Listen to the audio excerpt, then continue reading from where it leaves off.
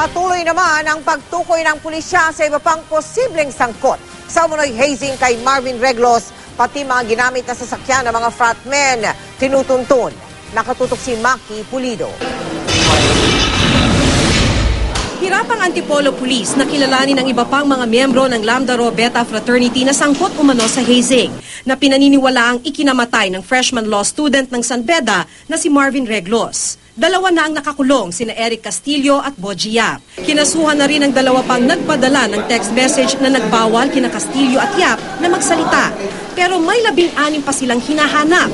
Ayon sa pulisya, malaking tulong daw sana sa investigasyon ang San Beda College. Imbes daw kasi sa pulis ibigay ang pangalan ng dalawa pa raw kasama ni Marvin sa initiation rites, sa media ito sinabi. Maraming nasaktan.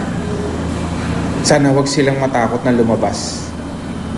Tulungan kami para ma-apprehend pa o mapailan pa ng demanda itong mga remaining pang-at-large. Masama pa rin ang loob ng pulisya sa pagharang daw ng San Beda nung kinikilala pa ang bangkay ni Marvin nung Lunes. Dahil daw sa pagharang ng kolehyo, muntik nang makalaya ang mga inaresto nilang suspect. Pinag-aaralan pa rin ng Antipolo Police ang obstruction of justice na gusto nilang isampa laban sa San Beda. Sa pahayag ng San Beda kahapon, sinabi nila na handa silang makipagtulungan sa investigasyon. Hindi rin daw nila kinikilala ang Lambda Rho Beta Fraternity.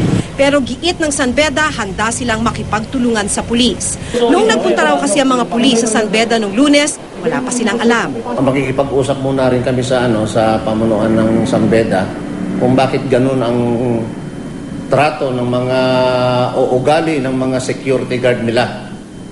Despite na dapat makipag-cooperate sila dahil estudyante nila ito eh. Tinutuntun ngayon ng pulis sa mga sasakyang ginamit daw ng mga fratmen. Nakalista ang mga plate numbers sa logbook ng gwardya ng Gillian's Resort sa Antipolo City. Hawak na ng mga pulis ang detalye ng mga ito. Isang itim na Montero Sport, silver na Honda, pink na Kia Pregio at Isuzu pickup. Pinuntahan ng GMA News ang Gillian's Resort noong Martes. Kwento ng caretaker ng resort, 4 na long neck na boteng alkohol ang iniwan ng fratmen pagkatapos ang initiation rites doon. Nakuha rin mula sa lugar ang isang bote ng ammonia na karaniwang ginagamit sa mga nahihilo o nawawalan ng malay. Inotopsy namang muli ng NBI ang bangkay ni Marvin at ang resulta nito ay ihahambing sa autopsy ng PNP SOCO. Lumabas sa autopsy ng PNP SOCO na bumigay ang kidney ni Marvin sa tindi ng pagkakabugbog sa kanya. Maki Pulido, nakatutok, 24 oras.